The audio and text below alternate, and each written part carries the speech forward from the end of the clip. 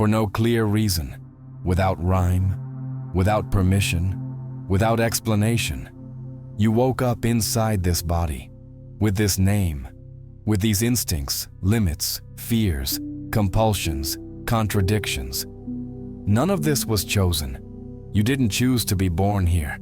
You didn't choose your face, your voice, your family, your genetics, your psychological structure. You didn't choose your country, your language, your class, your religion, or the unstable century in which you opened your eyes. All of this simply happened. And maybe that is the deepest wound of all, the realization that your life started without you. We give this violence softer names: chance, luck, fate, karma, God's plan. But underneath these words lies the same uncomfortable truth. You were thrown into existence without consultation. At first glance, life seems open. You can drink coffee or not, leave the house or stay, love someone or walk away, change cities, careers, beliefs, identities. But the more honestly you observe your own life, the more fragile this idea of freedom becomes. Because before any conscious choice, there were thousands of decisions that never passed through you. Before you decided who you would become, the world had already decided what you could be. This is where the confusion begins. We mistake arbitrariness for freedom. Arbitrariness suggests infinite possibilities. Contingency reveals the opposite. You don't choose the starting point. You only choose some steps after it. And even those steps are narrower than you'd like to admit. Yesterday is sealed, irreversible, untouchable. Maybe yesterday you had simple plans. Maybe everything changed because of something microscopic, a physical pain, an unexpected message, a sudden exhaustion, a random piece of news. And suddenly your life shifted direction not because you chose, but because you reacted. That is how most lives actually unfold. What we call choices are often delayed responses to events that already surpassed us. On a larger scale, this becomes unbearable to contemplate. You could have been born somewhere else, in another body, with another skin color, another gender, another class, another historical moment, with the same talents, the same flaws, the same inner hunger, and yet your entire life would be unrecognizable. We like to believe we are the result of rational decisions. But when we look carefully, something disturbing appears. Many of the most decisive moments of your life were born from accidents, from encounters you didn't seek, from people you didn't choose, from information you stumbled upon, from traumas that arrived uninvited. You didn't choose that conversation, that teacher, that video, that wound. They appeared, and they shaped you. Existential philosophy gave this condition a name: thrownness. You didn't enter the world. You were hurled into it. No contract, no manual, no right of refusal. You inherited a story already in progress, and this explains a large part of your crisis. Because when you realize that your identity did not begin with you, something collapses. The ground disappears.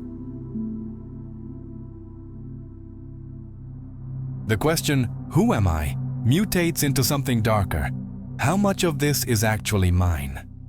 Still, here comes the painful contradiction. None of this means everything is determined. You are not a machine. You are not a closed script. Probabilities exist. Statistics exert pressure. History leaves scars. But none of these are absolute sentences.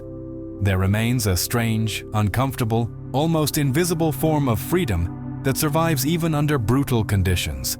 Not the romantic freedom of being whatever you want. That is a lie. It is a smaller freedom, a harsher one, a quieter one. The freedom to choose how you respond to what has already happened to you. Even when everything has been taken, what remains is the manner in which you endure. This is not optimism. It is lucid resistance. But most people never confront this. They accept their condition as fixed destiny. I've always been like this. I wasn't born for that. There's no point trying. And without noticing, they confuse contingency with identity. They turn limitations into essence. And this is where the existential crisis deepens. Because when you don't question how you were thrown into the world, you live on autopilot. You repeat patterns. You choose comfort. You accept imposed scripts. Until one day something breaks. It might be a hollow feeling, a loss of meaning, a nameless anxiety, a sensation that you're living a life that isn't yours. This crisis is not a malfunction. It is a symptom. It is the moment you realize that existence arrived without justification, that the world makes no promises, that meaning is not guaranteed. And this is terrifying, but it also reveals something essential. You woke up. From here, the most difficult question emerges. What do you do with this awareness? You cannot change your origin. You cannot erase the past. You cannot fully rewrite who you are. But you can examine your tools, your limits, your real impulses, not as excuses, but as raw material. You didn't choose your cards, but the game is still happening. Spirituality enters here, not as salvation, but as silence. Maybe there is no given meaning. Maybe the void is structural. Maybe God is absence. Maybe the universe is indifferent. And still, you feel, you suffer, you desire, and that already matters. The existential crisis does not ask for quick answers. It demands the courage to remain in discomfort without escaping into distractions, ideologies, or easy promises. It demands that you absorb reality without anesthesia. And within this narrow space, decide not who you wish to be, but who you can be without completely betraying yourself. Maybe life never becomes fully meaningful. Maybe sadness never disappears. Maybe the void isn't a problem to solve, but a condition to cross. And maybe living is precisely this. Not finding final answers, but learning how to walk with honest questions. If you are in crisis, it is not because you failed. It is because you saw too clearly. And that changes everything. After all illusions collapse, something strange happens. What remains is not absolute nothingness. What remains is the real. Not the idealized real, not the comforting real, but the naked real. Without justification, without promise, without epic narrative.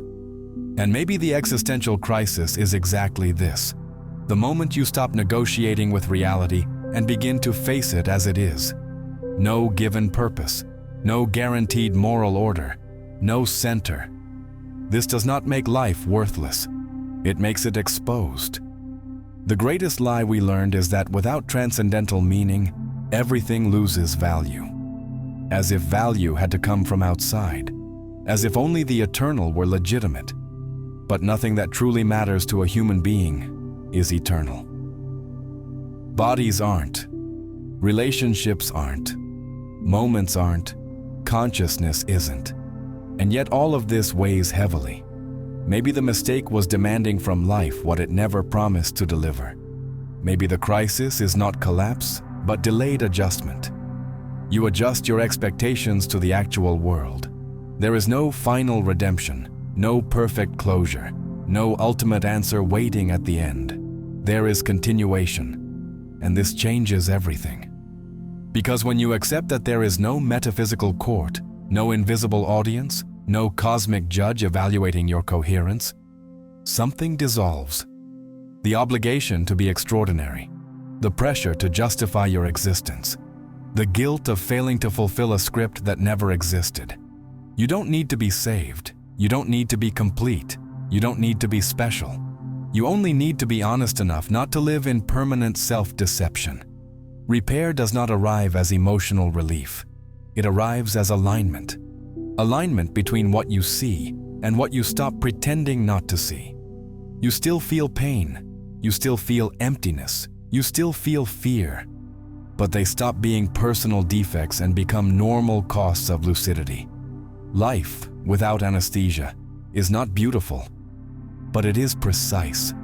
And there is something profoundly dignified in sustaining this without inventing stories to escape.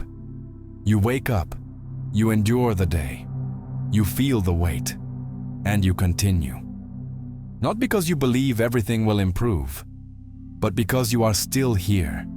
And being here, without illusion, is already enough of an act. Maybe existential maturity is this: not turning nihilism into identity, nor trying to defeat it with artificial hope, but inhabiting it soberly, living without appeal, without promises of meaning, but also without theatrical despair. You didn't overcome the crisis, you integrated it. It stops being an event and becomes a lens. And through this lens, the world no longer makes sense, but it becomes more truthful. And for those who have already seen too much, this is the maximum amount of light that exists. If this video stayed with you, it's because you're already part of this space. Just watching, reflecting, and coming back here already helps more than you know. If you want to go deeper, becoming a channel member keeps this work alive and unlocks content made for those who choose to stay close. And if you feel like giving back in a direct way, super thanks is a simple gesture that quietly says, "This mattered." Nothing here is forced. Your presence is enough. But if you choose to support, you're not just helping a channel. You're sustaining a place where this kind of content can keep existing.